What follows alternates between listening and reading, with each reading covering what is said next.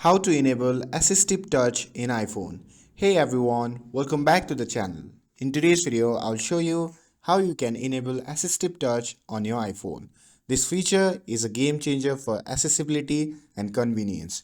So without further ado, let's dive right in. So for this, open the Settings app on your phone, and once you have opened it, simply scroll down and tap on Accessibility.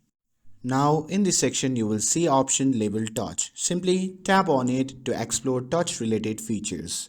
Under touch you will find assistive touch. Simply tap on it and you will see a toggle switch at the top of the screen. Go ahead and toggle it on. Once you have done that, you will notice a floating button appearing on your screen. This is your assistive touch menu. You can move it around or position it wherever it's most convenient for you. You can even customize it by adding or rearranging actions to make assistive touch to work best for you. And that's it. You have successfully enabled assistive touch on your iPhone. It's a handy feature that adds so much versatility to your device. So if you found this video helpful, don't forget to like, share and subscribe to get updated for more videos.